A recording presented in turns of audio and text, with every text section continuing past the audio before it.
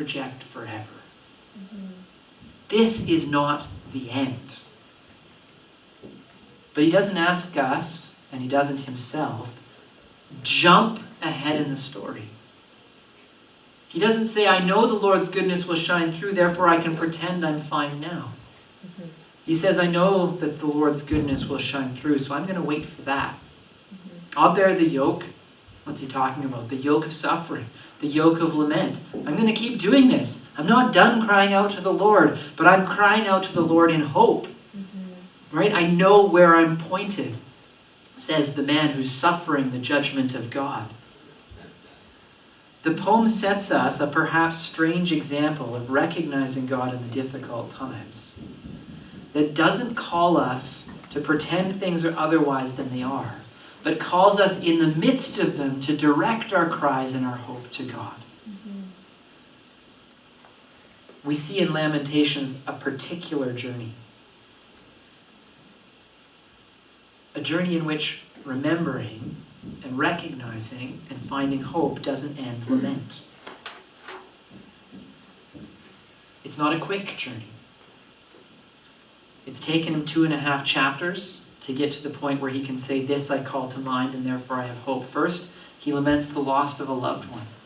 Next, he reflects on the reality of the situation, complaining about it the whole time. Then he expresses the full depth of what he's experiencing, and he doesn't hold anything back. He says things in chapter 3 about God that you won't find anyone saying anywhere else in Scripture. Right? He compares God to a bear and a lion hiding in wait, luring him off the path and tearing him to pieces. Right? He's not pulling any punches here. And then he gets to the point where he can say, but you know, there is hope.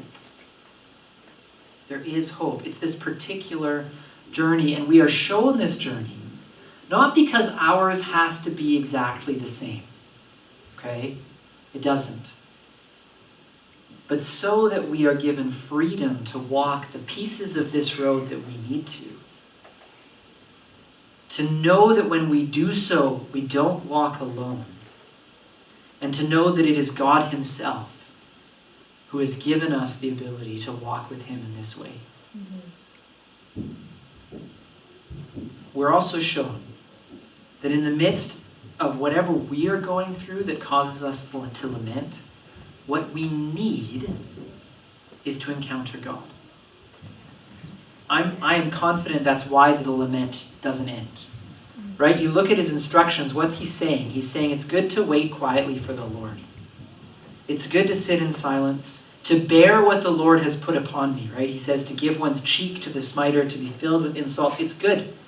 It is good to do this because we're waiting for God and it's him who needs to do something. And until God does something, we will wait and we will cry out and we will pray and we will hold on to this hope and we will lament. But it's God who needs to change this. And I think, earlier I said, notice what he doesn't say, right? He doesn't say I have hope so I can turn that frown upside down and I can pretend everything's fine. And a lot of the times what we want to do is we want to shortcut everything as if we can end it. And I get it. Lament and suffering and pain, they're uncomfortable. And why would we want ourselves or anyone else to stay there longer than we need to, right? But we're depriving ourselves of the thing we really need, which is the intervention and the presence of God, or depriving others of that. When we try to force something else to be the case before God has stepped in and actually made that so. When you're in the position of waiting and crying out to the Lord, you're ready for him to do something. When you're pretending everything's already fine, you're not going to see what God has done even if he does it.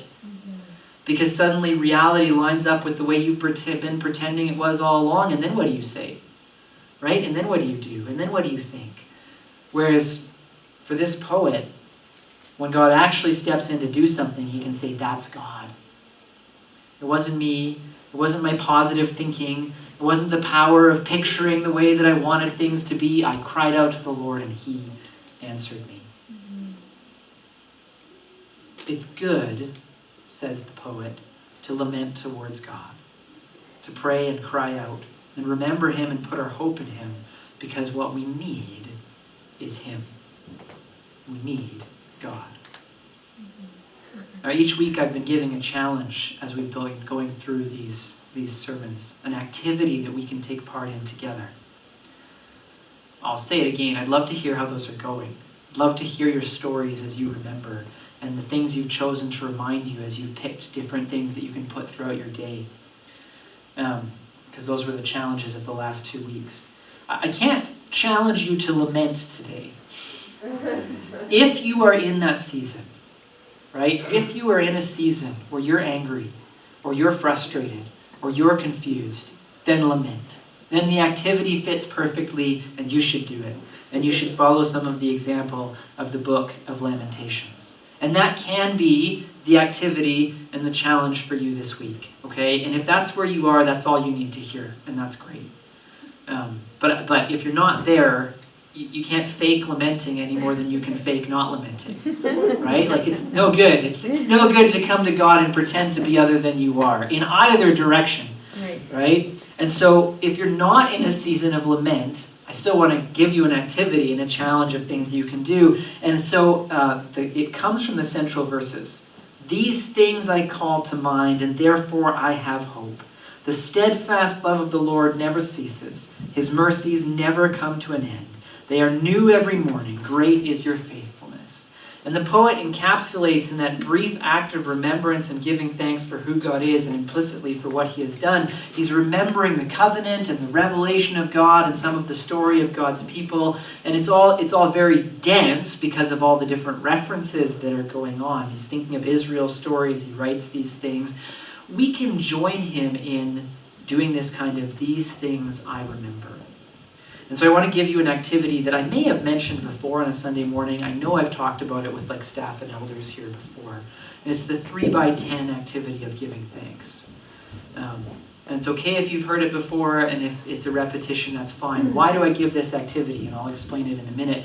Because it, more than anything else, has pushed me much deeper in my thanksgiving, in my remembering, in my gratitude.